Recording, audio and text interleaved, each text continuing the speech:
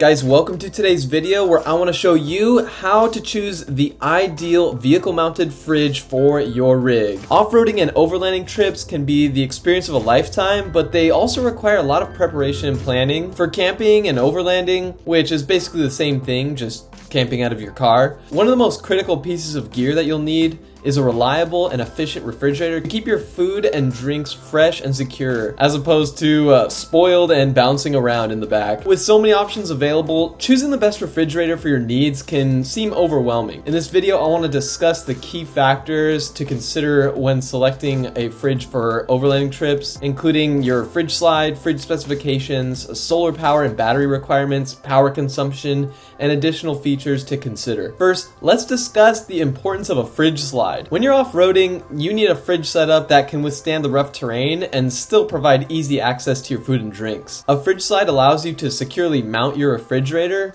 and slide it in and out of your vehicle, giving you easy access to your perishables. There are a couple types of fridge slides, including fixed and tilting units. Fixed fridge slides only slide in and out, whereas a tilting slide can slide in and out and tilt to give you easier access to the contents. There are also other types of fridge slides, like ones that can be lowered once they're at max position to provide easier access as well. Generally, the fixed slides are the least expensive, and the tilting and dropping versions are much more expensive. For me, I tend to just go with the fixed slide that just goes in and out because it's the simplest solution and I'm tall enough to reach these goods, but it's going to be different for everybody. Next, you'll want to consider the specifications of the fridge itself. One of the critical specifications to consider is the size of the fridge, which ensures it'll fit in your vehicle and still provide enough space to store all your food and drinks. It's essential to measure the space where you plan to install the fridge to ensure that you choose a fridge that fits perfectly. These fridges all come in different sizes, so you can select one that works best for your needs. In fact, as a quick aside, let's discuss what I think is the best way of determining the ideal footprint and height of your fridge and slide setup. Most phones should have augmented reality capabilities, but I'll just focus on the iPhone, which has a great native AR measuring app. If you haven't used AR tools before, that's augmented reality, here's an example of how that can be really helpful when trying to visualize a product in your space using the Amazon app's View in Your Room feature. As you can see, it has a 3D model of the product you're considering with precise dimensions that you can place inside your space to get an idea of how it fits. If the product you're considering doesn't have the View in Your Room feature available, don't worry. Just use the Measure app in your iPhone or any similar app on whatever phone you have. You can scan the space and place points marking the boundaries of the slide, and then add in the height of the slide, say 3 inches, and then you can add in the height, length, and width of the fridge to get a precise idea of how your setup will fit in your rig before buying it by simply using the measurements found on the specifications that is on the website of the fridge you're looking at. Another critical specification to consider is the fridge's temperature range and adjustability. A fridge with a wide temperature range is ideal since it allows you to keep your food and drinks at the desired temperature regardless of the outdoor conditions. I know summer is coming up. Even better, getting a fridge with 2 independent temperature zones can allow you to store an even wider variety of foods and drinks, including frozen goods like popsicles, which of course you wouldn't want to melt, and refrigerated items like fresh ingredients you want to cook when you get to camp, which of course you don't want to freeze. When it comes to power consumption, refrigerators are notoriously power hungry, and it's important to ensure that your vehicle's auxiliary electrical system can handle the fridge's power requirements. Most fridges allow you to plug the fridge into a standard wall outlet. However, off-roading and overlanding is all about power efficiency, and using an AC inverter can cost as much as 30% power efficiency. That's why many fridges offer cigarette lighter style DC plugs to allow the fridge to run off direct current. It's important to have a solar power system with one of these types of outlets specifically to run a fridge. I showed you the Dr. Prepare 100 amp hour solar power battery setup that I have in a previous video, which you can check out here. This is the simplest solar power setup you could install in your vehicle, and I highly recommend it to anybody who's just getting into solar power. I show you how to do absolutely everything in this video, and it's totally easy. When selecting a solar power system and battery, it's important to choose a system that can provide enough power to run your fridge and other accessories for an extended period. And this of course will depend on how long you plan on being out. If it's just for the night, it's obviously going to be different than weeks at a time. So the size of the solar panel and battery will depend on the fridge's power requirements in addition to your other accessories, plus how long you plan to be off the grid at a time, and the amount of sun in your part of the world for a given season season, and time of day, of course. These are just some of the considerations you need to make, but really it's not complicated, and I encourage everybody to get out there, watch my previous videos on how to do a DIY solar power system on your vehicle and try it out. You could even try a version where you don't even mount the solar panel to your vehicle. You can just plug it in when you get to camp, so you don't have to worry about running those wires and stuff. Some fridges come with built-in battery protection systems, which can help prevent voltage depletion and other battery issues. Another consideration when it comes to power consumption is the fridge's energy efficiency. Some fridges are more energy efficient than others, which means that they consume less power and can run for longer periods on a single charge or in low sun conditions. You can quantify these power consumption needs by looking at the wattage rating that's usually printed on any electronics, like a fridge. If the fridge requires, say, 60 watts to run, then the question is how long could your battery supply that fridge with power? My 100 amp hour lithium iron phosphate battery /